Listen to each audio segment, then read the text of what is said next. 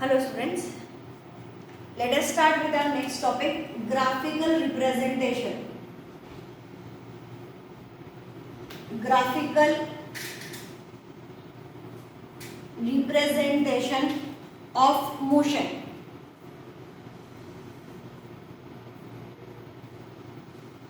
Graph, जब हम graph की बात करते हैं तो हमारे पास में होता है डिस्टेंस टाइम ग्राफ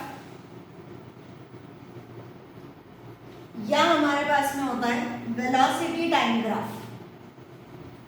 दो तरह के ग्राफ्स हमारे पास में मेनली प्रेजेंट है, distance time and velocity time. जब हम डिस्टेंस और टाइम के ग्राफ की बात करते हैं तो हमारे पास एक ऐसा ग्राफ आता है। हाँ, एक एक करके चल रहे हैं अपन। पहले डिस्टेंस टाइम की बात करेंगे, उसके अंदर जो भी वैरायटीज हैं हम उनको देख रहे हैं। डिस्टेंस टाइम में पहला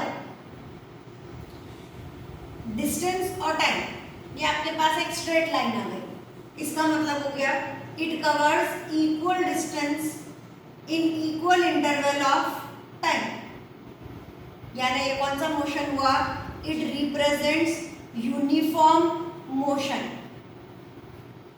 in which the object covers equal distance in equal interval of time। तो ये जो ग्राफ है ये रिप्रेजेंट करता है कि यूनिफॉर्म मोशन को।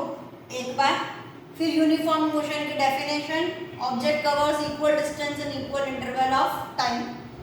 दूसरा आपको ध्यान रखना है कि स्लोप रिप्रेजेंट्स, स्लोप मतलब ये जो लाइन, ऐसी स्लांट लाइन हमारे पास में प्रेजेंट है, इसे हम लोग कहते हैं स्लोप। ये स्लोप क्या रिप्रेजेंट करता है? The slope represents velocity. देखिए, स्पीड या velocity is equal to distance या डिस्प्लेसमेंट अपॉन टाइम। जो चीज डिवाइड हो रही है ना, x अपॉन t, तो ये x या d, यहाँ पे d लिखा है, t लिख लेते हैं, d बाय t। ये जो स्लोप है दिस रिप्रेजेंट्स वेलोसिटी। ठीक, एक बात कि ये ग्राफ रिप्रेजेंट कर रहा है यूनिफॉर्म मोशन को। दूसरी बात ये स्लोप रिप्रेजेंट कर रहा है वेलोसिटी को। दो बात। चलिए आगे बढ़ते हैं। ऐसा ग्राफ, ये डिस्टेंस और ये वाला टाइम। अब ये ग्राफ क्या रिप्रेजेंट करता है? तो ये बता रहा है कि डिस्टेंस जो है वो कहां पर है। ये डिस्टेंस है, अगर 5 किलोमीटर था तो 5 किलोमीटर पर ही है। टाइम आगे बढ़ता चल रहा है, 1 2 3 4 या 10 20 30 40 जो भी सेकेंड, जिस भी टर्म में आंसर दे रखा हो कोई बात नहीं, लेकिन टाइम आगे बढ़ रहा है, डिस्टेंस वही का वही है। क्या बोलेंगे? The object is at rest. ऐसा समझिए कि आप ट्यूशन पर आए, क्लासेस में हम लोग यहाँ बैठे हुए हैं। अब आप बैठ गए, यहाँ पे आके आपको 1 घंटा हो गया, 2 घंटा हो गया, तो टाइम तो आगे बढ़ रहा है, लेकिन आप जहाँ थे वहीं के वहीं पर प्रेजेंट है। आप क्लासेस में थे और क्लासेस में ही प्रेजेंट है। क्या बोलेंगे? The object is at rest. तो ये जो ग्राफ है, इस तरह की अगर आपको एक स्ट्रेट लाइन मिलती है तो हम लोगों का आंसर होगा the object is at rest. Question आपको दोनों तरीके से आ सकता है, या तो ग्राफ ड्रॉ कर दिया और पूछ लिया कि व्हाट डज इट रिजेंबल या व्हाट डज इट रिप्रेजेंट, और या फिर क्वेश्चन दे दिया कि draw a distance time graph, draw a distance time graph when the object is at rest.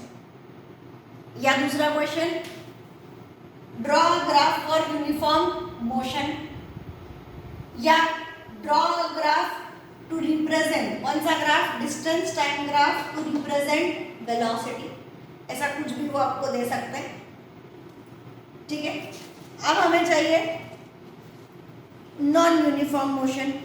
Non uniform का मतलब unequal distance in given time. तो फोर्थ नंबर, ये 1 हो गया, 2 हो गया, 3 हो गया, फोर्थ नंबर पे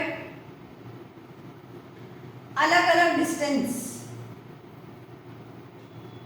पहले आगे बढ़ जाओ, फिर थोड़ा सा कम हो गए, फिर और ज़्यादा चल गए, फिर थोड़ी देर रुक गए, बाजार गए ना, शांति से रुक जाओ थोड़ी देर, और रुकने के बाद में फिर आगे बढ़ जाओ, या आगे बढ़ने की बजाय नीचे आ जाओ, वापस अपने घर की तरफ आ रहे हैं, तो जाके वापस आना, तो आप उल्टे डायरेक्शन में आ गए। ये क्या रिप्रेजेंट करेगा? Non uniform motion. ये वाला यूनिफॉर्म, ये वाला नॉन यूनिफॉर्म। ठीक, नेक्स्ट हम लोग पढ़ रहे हैं velocity time graph.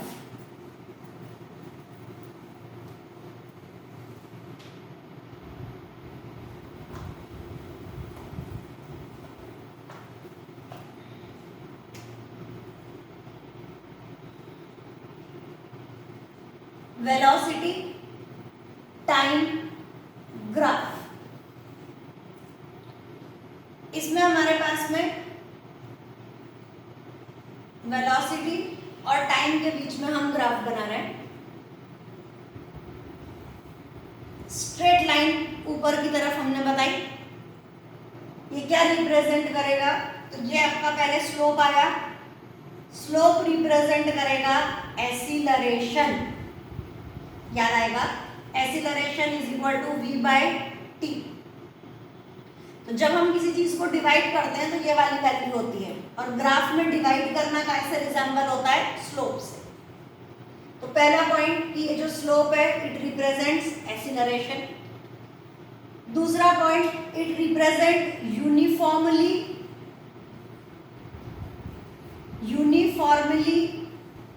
Accelerated body या ऑब्जेक्ट। यूनिफॉर्मली एक्सीलरेटेड मतलब आगे की तरफ आप बढ़ रहे हो, यूनिफॉर्मली एक जैसा बढ़ रहे हो और ऊपर जा रहे हो, इसलिए क्या बोलेगा? एक्सीलरेटेड। तो uniformly accelerated body, velocity time graph. ऐसे ही उल्टा कर दीजिए, वेलोसिटी और टाइम ही है लेकिन नीचे कर दीजिए, एक जैसा नीचे आ रहा है, क्या बोलेंगे?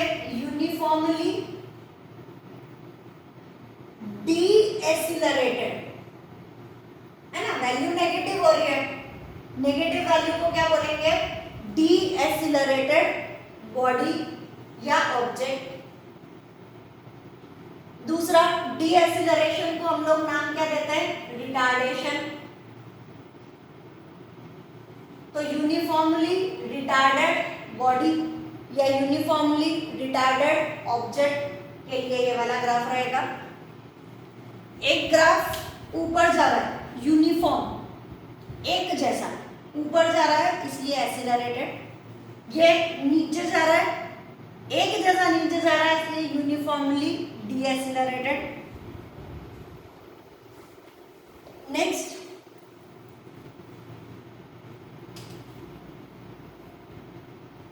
वेलोसिटी टाइम ही है बट जिगजैग कर दीजिए,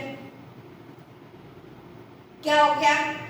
नॉन यूनिफॉर्म एक्सीलरेशन या नॉन यूनिफॉर्म मोशन। तो नॉन यूनिफॉर्म एक्सीलरेटेड, देखो वेलोसिटी टाइम है तो आपको एक्सीलरेटेड वर्ड ऐड करना पड़ेगा। नॉन यूनिफॉर्म एक्सीलरेटेड मोशन, ऊपर जा रहा है तो यूनिफॉर्मली एक्सीलरेटेड, नीचे जा रहा है यूनिफॉर्मली डी एक्सीलरेटेड, जिगजैग जा रहा है नॉन यूनिफॉर्मली एक्सीलरेटेड। अब डेफिनेटली यहाँ नीचे आ रहा है तो डी एक्सीलरेशन, ऊपर जा रहा है एक्सीलरेशन, पर अब ग्राफ में हम ऐसे दो वर्ड नहीं लिख सकते तो हम लोगों ने लिख दिया नॉन यूनिफॉर्म एक्सीलरेटेड मोशन। इसमें ऐसा नहीं कि नीचे गया तो मैम डी एक्सीलरेशन लिख दें, फिर ऊपर जा रहा है तो एक्सीलरेशन, फिर नीचे आ रहा है तो नॉन डी एक्सीलरेशन, ऐसा नहीं, खाली एक word non uniform accelerated motion, इतना पता चलेगा। स्लोप क्या रिप्रेजेंट करता है? एक्सीलरेशन। आगे बढ़ते हैं,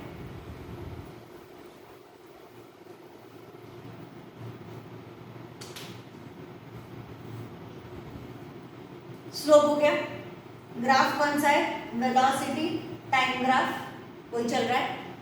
अब इसमें मुझे बोला गया है फाइंड द डिस्टेंस या रिप्रेजेंट डिस्टेंस, न्यूमेरिकल दे दिया, बोला फाइंड डिस्टेंस। यहाँ वैल्यू 12 दे दी, यहाँ पे वैल्यू 6 दे दी, और अब बोल दिया फाइंड द डिस्टेंस। कैसे फाइंड करेंगे डिस्टेंस? तो गड़बड़ है। चलिए इसको बंद कर दो। क्या बन गया? एक ट्रायंगल बन गया, है ना। अब इसमें लिखिए in triangle A O B, area of triangle A O B is equal to half base into height. Half base कितना है? 6 और हाइट कितनी है? 12। 2 3 6, 12 3 36 मीटर। मतलब अगर हम वेलोसिटी टाइम ग्राफ का एरिया ढूंढते हैं तो वो एरिया क्या रिप्रेजेंट करता है? Area represents distance.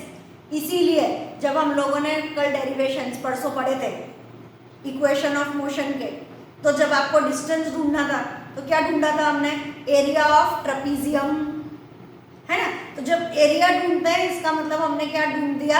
डिस्टेंस। और ग्राफ कौन सा होना चाहिए? Velocity time graph. इसी ग्राफ में चलो एक और क्वेश्चन देते हैं कि इसी ग्राफ में एक्सीलरेशन ढूंढो। कैसे ढूंढेंगे हम लोग एक्सीलरेशन?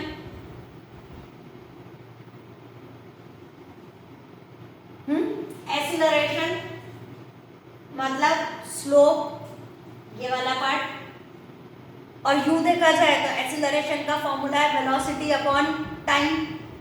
वेलोसिटी ए बी कितना दिख रहा है? 12, और टाइम कितना दिख रहा है? 6। तो ग्राफ से हमारा आंसर आ गया 2 मीटर पर सेकेंड स्क्वायर। तो इस तरीके के क्वेश्चन भी हमें आ सकते हैं कि ग्राफ दे दिया, उस ग्राफ से एक्सीलरेशन ढूंढो और ग्राफ से डिस्टेंस ढूंढो। डिस्टेंस ढूंढने के लिए एरिया ढूंढना पड़ेगा और एक्सीलरेशन ढूंढने के लिए ये वेलोसिटी डिवाइडेड बाय टाइम करना पड़ेगा। तो अपने आप आपको स्लोप की वैल्यू मिल जाएगी। फाइन। अब थियोरी वाइज हमारे पास लास्ट टॉपिक बचा है। थियोरी का last topic uniform circular motion. ये पार्ट हम नेक्स्ट क्लास में लेंगे और उसी के साथ मैं टेक्स्ट बुक के क्वेश्चंस कराने स्टार्ट कर दूँगी। ठीक है, अभी के लिए बाय।